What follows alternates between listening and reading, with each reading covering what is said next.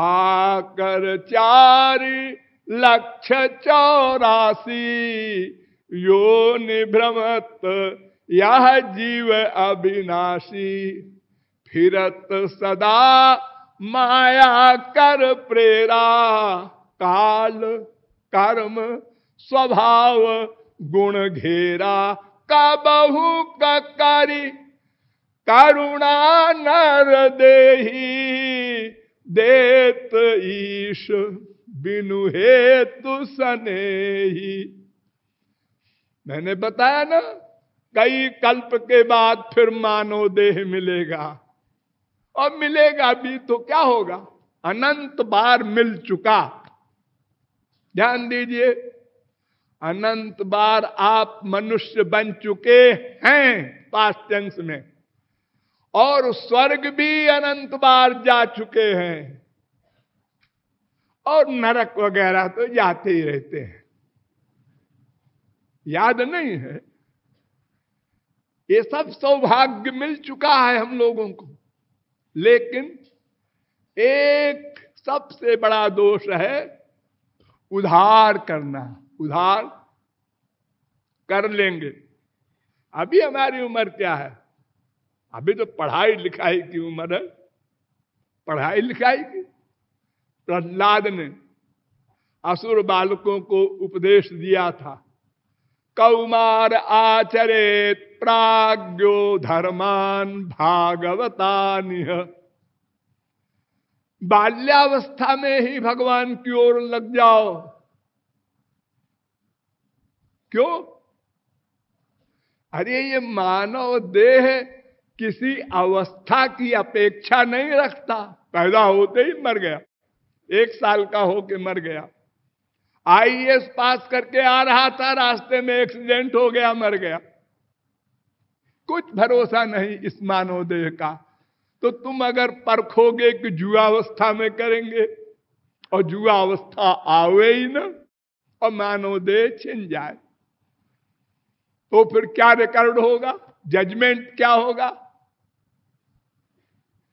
इसलिए तुरंत करो।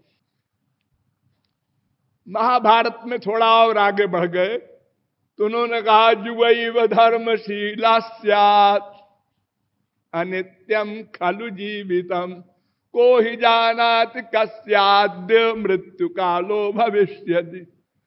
अरे कौन जानता है कल क्या होगा? कोई नहीं जानता। ये इतनी प्राइवेट बात है कि भगवान ने किसी को ये नॉलेज नहीं दी कि हमको तो पता है 28 साल और 3 महीना और 2 दिन के बाद 10:30 बजे मरेंगे। किसी को पता नहीं। बड़े बड़े तपस्वी योगी ऋषि मुनि हुए, सबको जाना पड़ता है। भगवत प्राप्ति करने वाले अनंत महापुरुष हुए, सबको जाना पड़ेगा। वो टाइम बना हुआ है। भगवान स्वयं चले जाते हैं नियम का पालन करते हुए।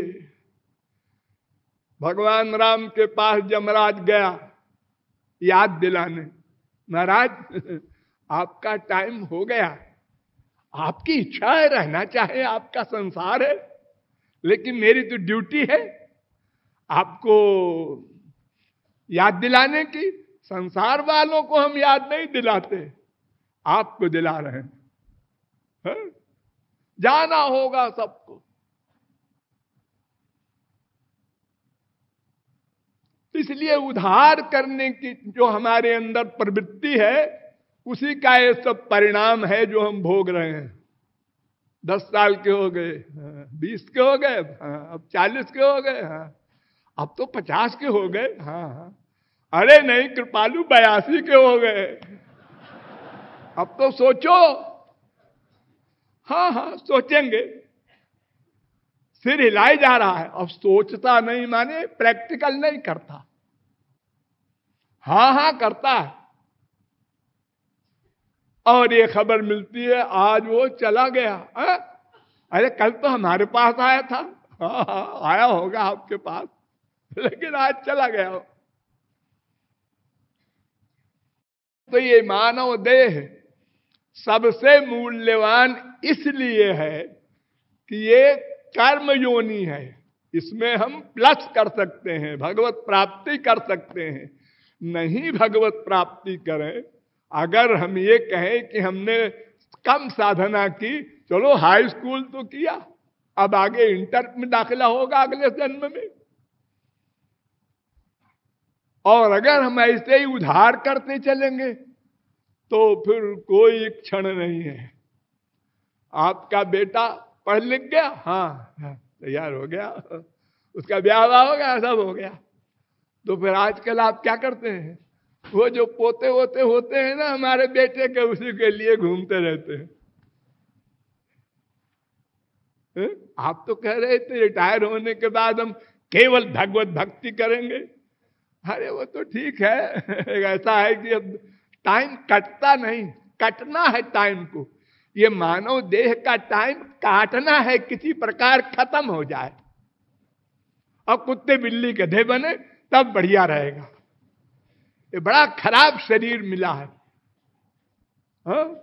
और सचमुच एक बात है इस शरीर में, तुलसीदास ने बड़ा सुंदर लिखा है कि नारतनु सम नहीं कवन उदेही, जीव चराचर जाचत जेही। 7 सवाल किया गया था, तो एक सवाल पहला यही था कि सबसे दुर्लभ कवन शरीरा, तो उसका उत्तर दिया कि नारतनु सम नहीं कवन उदेही। अच्छा क्यों? नरक, बड़ी तारीफ कर रहे हैं मानव देह की, आप नरक लिख रहे हैं सबसे पहले कि ये इससे नरक नंबर 1 का मिलेगा, इसलिए बड़ा इंपॉर्टेंट शरीर है। क्योंकि नंबर 1 का नरक उसी को मिलेगा जिसमें अधिक ज्ञान शक्ति होगी।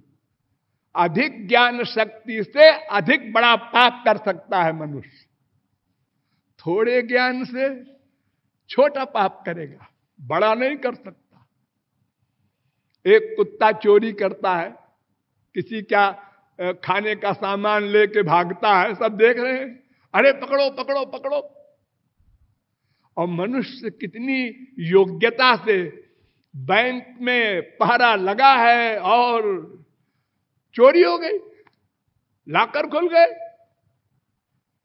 ऐसी ऐसी तरकीबें निकाल लेता है मनुष्य कि कोई गवर्नमेंट दुनिया भर की कुछ नहीं कर सकी।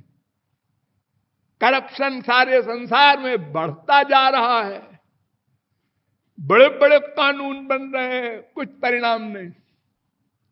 तो अगर बड़ी बुद्धि से अच्छा काम नहीं करेंगे तो बुरा काम भी सबसे बड़ा होगा।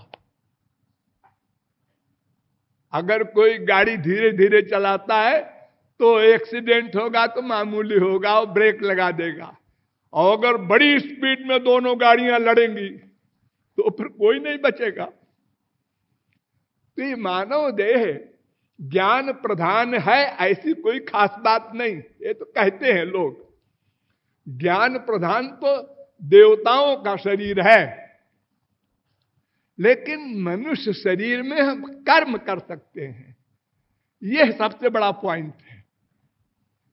हम भगवान की भक्ति कर सकते हैं, ज्ञान कर सकते हैं, अपना जो वास्तविक एम है परमानंद का, वो प्राप्त कर सकते हैं। और अगर नहीं किया तो फिर नरक नंबर 1। और कोई कोई बुद्धिमान जो हुए, पाप नहीं करेंगे हम तो पुण्य करते हैं तो स्वर्ग। एक कम मूर्ख है, मूर्ख है कम मूर्ख है, नरक से स्वर्ग अच्छा। नरक स्वर्ग अपवर्ग। और जो ज्ञानी लोग हैं उनको मोक्ष मिलता है।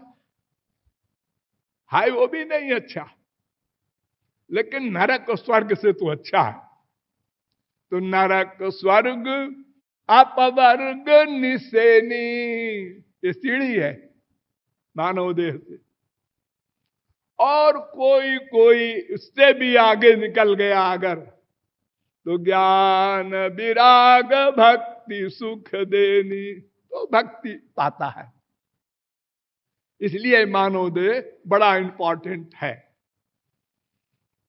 देखने में तो बहुत निकृष्ट है, न शक्ल अच्छी है किसी की और न भीतर अच्छा है शरीर के, सब गंदगी भरी है। जैसे कोई घोर गंदी गंदी चीजों को एक बड़े पोटली में बांध के बंद कर दे और बाहर से इत्र लगा दे। और अगर कोई शरीर को खोल के देखे तो देख नहीं सकता, नाक को बंद करके भागना पड़ेगा, ऐसा शरीर है मनुष्य का। लेकिन पाट कीट ते हो ताते पाटंबर रुचिर, कृमि पाल सब को परम अपावन प्राण सम। रेशम के कीड़े के पाखाने से रेशम बनता है और कर्मकांड में बड़ा पवित्र माना जाता है। इसलिए उस कीड़े को लोग पालते हैं शहतूत के वृक्ष में, बहुत सावधानी के साथ कि ये खूब पाखाना करे तो रेशम बने। तो मनुष्य शरीर में गंदगी है, सब कुछ है, लेकिन कर्म करने का जो अधिकार है, इसलिए हमारे धर्म ग्रंथ कहते हैं न मानुषम बिनान्यत्र तत्व ज्ञानं तु लभ्यते। नारद पुराण, मनुष्य शरीर को छोड़कर और किसी शरीर में तत्व ज्ञान नहीं हो सकता। तत्व ज्ञान, तत्व ज्ञान से ही तो आनंद मिलेगा। तत्व ज्ञान ही तो हमको नहीं है बस।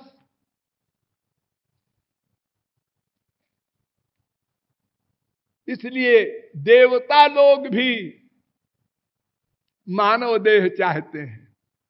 दुर्लभो मानुषो देहो देहिनाम क्षण भंगुरा, तत्रापि दुर्लभम मन्ये वैकुंठ प्रिय दर्शनम। भागवत 11वें स्कंद के दूसरे अध्याय का 29वां श्लोक। एक क्षणभंगुर है, देखिए बुराई कर रहे हैं, एक क्षणभंगुर है शरीर, लेकिन दुर्लभ, बड़ा दुर्लभ है। क्षणभंगुर चीज और दुर्लभ, हाँ, इसलिए कि इस क्षणभंगुर शरीर में हम इतना प्रयत्न कर सकते हैं कि अगले जन्म में कम से कम यही शरीर फिर तो मिल जाए, कुकर शुकर योनियों में न जाना पड़े, और अधिक परिश्रम करें तो भगवत प्राप्ति भी कर सकते हैं। बड़े बड़े पापात्माओं ने उसी जन्म में भगवत प्राप्ति किया है। आप लोग इतिहास से परिचित हैं। ये सूरदास हैं, ये तुलसीदास हैं, घोर संसारासक्त। और अगर मानव देह दुर्लभ है और मिल गया है तो आधी कृपा है भगवान की। क्योंकि मनुष्य के पास ऐसी बुद्धि नहीं है कि वो समझ ले आनंद कहां है, कैसे मिलेगा, क्या करें उसके लिए, नहीं समझ सकता।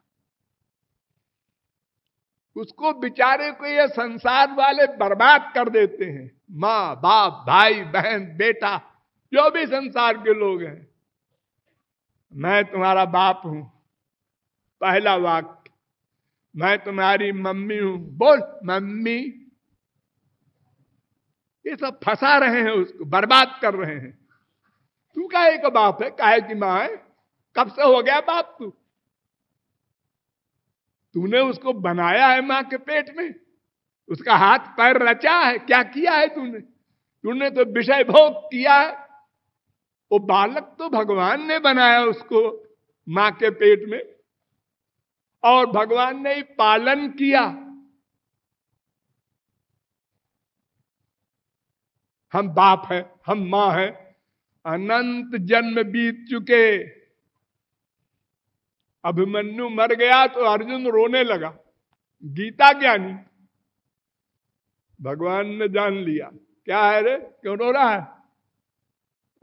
देखो ऐसा है कि एक बार दिखा दीजिए उसको। किसको? अभिमन्यु को।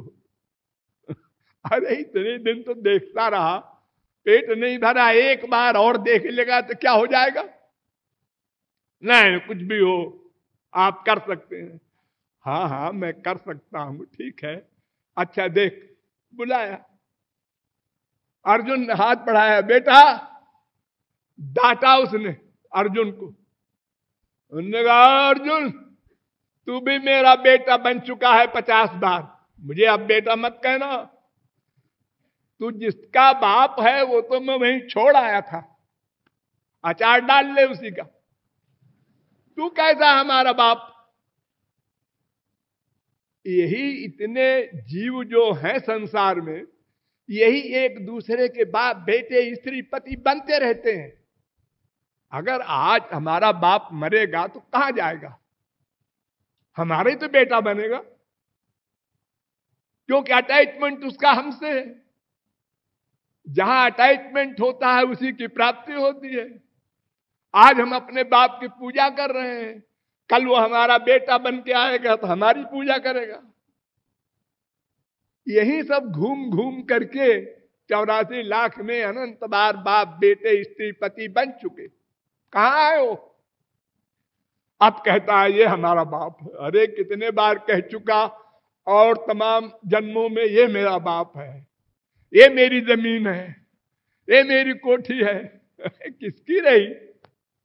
जब शरीर नहीं है तेरा तो फिर ये सब कहां रहने वाला है? तो भागवत कहती है, ये विदेह निमि राजा ने प्रश्न किया था 9 योगीश्वरों से। ऋषभ के 100 बच्चे थे, उसमें से 81 बच्चे तो कर्मकांडी निकल गए, वेदों के बड़े ज्ञाता थे और यज्ञ वगैरह करने लगे, और 9 राजा बन गए। और ये 9 योगीश्वर बन गए। कबीर हरिरंतरिक्षा प्रबुद्ध पिप्पलायना आविर्होत्रोथ द्रुमिल चमसा कर भाजना। 11वें स्कंद के दूसरे अध्याय का 21वां श्लोक। ये 9 योगीश्वरों के नाम हैं। तो उसमें पहला योगीश्वर कवि। तो विदेह कवि से पूछते हैं कि महाराज मानव देह बड़ा दुर्लभ है, लेकिन क्षणभंगुर है, लेकिन दूसरी कृपा अगर और मिल जाए मानव देह मिलने के अलावा, वो कौन सी? वैकुंठ प्रिय दर्शनम, कोई महापुरुष मिल जाए। जयति गुरुवर, जयति गुरुवर, जयति गुरुवर प्यारे, जयति गुरुवर, जयति गुरुवर, जयति गुरुवर प्यारे, जयति गुरुवर प्यारे, जयति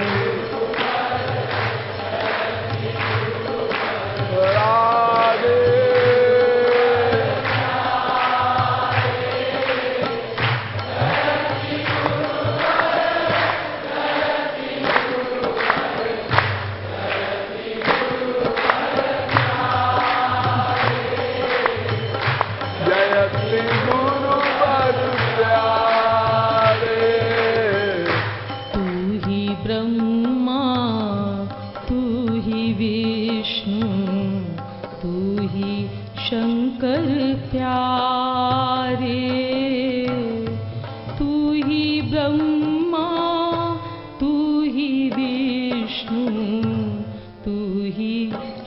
शंकर प्यारे, तू ही शंकर प्यारे।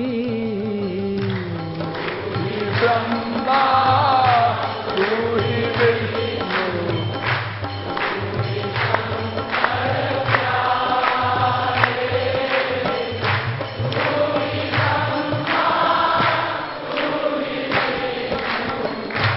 तू ही शंकर प्यारे,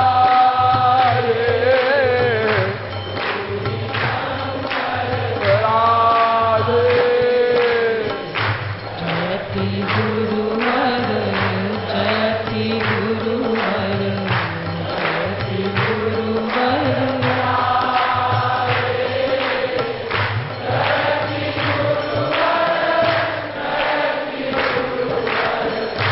जयति गुरुवर प्यारे,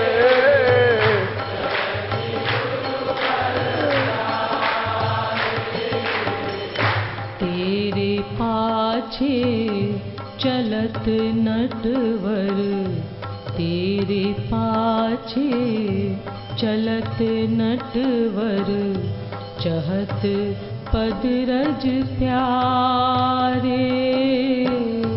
तेरे पाछे चलत नटवर, चहत पद रज प्यारे, चहत पद रज प्यारे।